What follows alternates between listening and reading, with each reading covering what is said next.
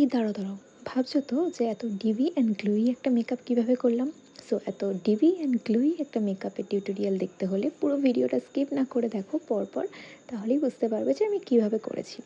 So high, আমি তানিয়া, আর আমার আরও একটা ভিডিওতে তোমাদের সকলকে ওয়েলকাম। সো ফার্স্টেই বলে দিই, আমার কিন্তু ভীষণ ড্রাই স্কিন এবং তার সাথে সাথে সেন্সিটিভ এবং অ্যালার্জেটিক স্কিন। তো খুব বুঝে শুনে প্রোডাক্ট ইউজ করতে হয়। তো ফার্স্টে আমি এখানে ইউজ করেছিলাম পিক্সির একটা টোনার, যেটা আমি রিকর্ডের খালি বটলে ভরে রেখেছি যাতে স্প্রে করতে সুবিধা হয়। তারপরে আমি এখানে ইউজ করে নিয়েছিলাম অ্যাম্ব্রোলিসের ময়শ্চারাইজার, আর এই ময়শ্চারাইজারটা তোমরা সবাই জানো ভীষণ ভালো, বিশেষ করে ড্রাই স্কিনের জন্য তো খুবই ভালো। সো তোমাদের যার যেমন স্কিন সেই অ্যাকর্ডিং তোমরা কিন্তু ময়শ্চারাইজার ইউজ করবে। তারপর এখানে আমি আমার ব্রাউটা ফিল করে নিয়েছিলাম, বিকজ ব্রাউয়ের অবস্থা ভীষণ ভীষণ খারাপ। তো আমি এখানে পিএসির এই ব্রাউ প্রোমেটটা ইউজ করেছি, এটা কিন্তু ভীষণ ভালো এবং ন্যাচারাল একটা ফিনিশ দেয়। আর সেটাকে কারেক্ট করে নিয়েছিলাম সপারেলের এই কনসিলার প্যালেটটা দিয়ে, আর ম্যাক্সিমাম এখানে ক্রিম প্রোডাক্টই আমি ইউজ করেছি। সো সপারেলের কনসিলার প্যালেটটা জানো ভীষণ ভালো, আর ড্রাই স্কিনদের জন্য তো আর কিছু বলারই নেই। তো আমি বেশ কিছু কথা বলে দিই ব্রাউটা ফিল করতে করতে, যে আজ যে মেকআপটা আমি করছি এটা কিন্তু বেসিক্যালি যারা এসিতে মেকআপ করবে তাদের জন্য খুব ভালো, আর ড্রাই স্কিন যাদের সোয়েটিং কম হয় তারা কিন্তু ভীষণ ভালোভাবে ক্যারি করবে। বাট যাদের অয়েলি স্কিন এবং ভীষণ সোয়েটিং হয় তারা কিন্তু মেকআপটা একদমই ক্যারি করতে পারবে না, বিশেষ করে আউটডোরে। ইনডোর এসি বা নন এসিতেও তাও চলে যাবে, বাট বাইরে খুব টাফ এটাকে ক্যারি করা।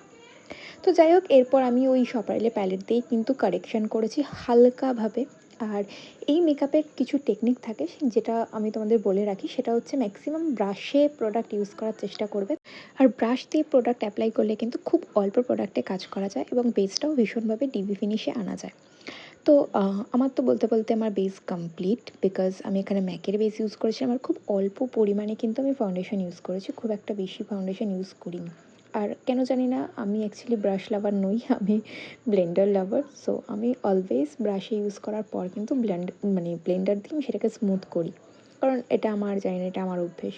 আর আমি খুব একটা ক্রিম প্রোডাক্ট পছন্দ করি না, আমি সবসময় একটু ম্যাটিফাইং লিকুইড প্রোডাক্টই ব্যবহার করতে পছন্দ করি। বাট যেহেতু আজকে ক্রিমে কাজ করছি ম্যাক্সিমামটা, সেহেতু আমার একটু নিজেরই একটু অকওয়ার্ড লাগছে।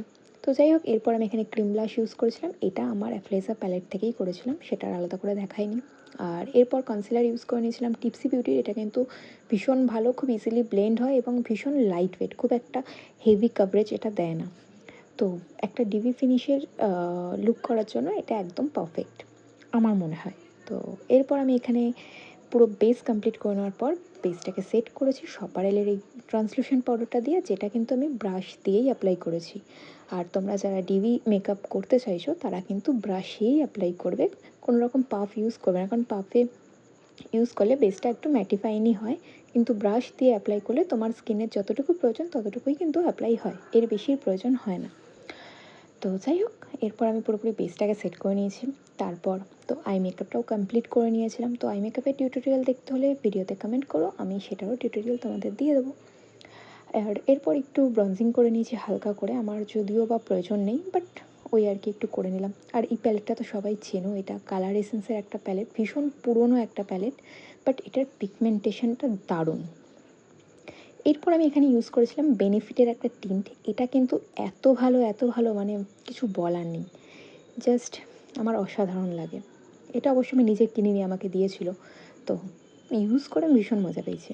যাই হোক, তো আমার পুরোপুরি বেস কমপ্লিট এবং লাস্ট অফ দ্য পার্ট যেটা থাকে সেটা হচ্ছে হাইলাইটার। আর এটাও আমি খুব অল্প পরিমাণে ইউজ করছি, কারণ ডিবি মেকআপে খুব একটা বেশি হাইলাইটিংয়ের প্রয়োজন হয় না। চাইলে তোমরা ক্রিম হাইলাইটার ইউজ করতে পারো, স্ট্রোক ক্রিম বা যে কোনো ইলুমিনেটর, যেটা মেকআপের আগেও করতে পারো বা আফটার মেকআপও করতে পারো। এরপর আমি লিপটাকে ফিল করে নিয়েছিলাম কালার বারের একটা লিপ লাইনার দিয়ে, and last of the finishing যেটা আমি দিয়েছিলাম জুডিওর একটা গ্লস দিয়ে খুব হালকাভাবে। এরপর যেটা হচ্ছে এই মেকআপের মেন পার্ট, সেটা হচ্ছে এই ফিক্সারটা। এটা কিন্তু দারুণ একটা ফিক্সার, যেটা কিন্তু পুরো মেকআপটাকেই কনভার্ট করে দেয় একদমই ডিবি একটা লুকে। বাট ওই যে প্রথমেই বলে দিয়েছিলাম কন্ডিশনগুলো, সেই কন্ডিশনগুলো যদি মানতে পারো দেন কোনো ব্যাপারই না। বাট এটা কিন্তু দারুণ, দেখতেই পেলে আমার স্কিনটা কীভাবে কনভার্ট হলো একটা ডিবি মেকআপে। তো কেমন লাগলো আমার মেকআপটা আমাকে অবশ্যই জানিও।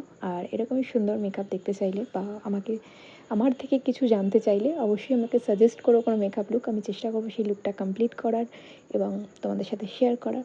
সো আজকের মতো টাটা বাই, ভালো থেকো। আর এরকম সুন্দর সুন্দর লুক আরও দেখাবো। টাটা।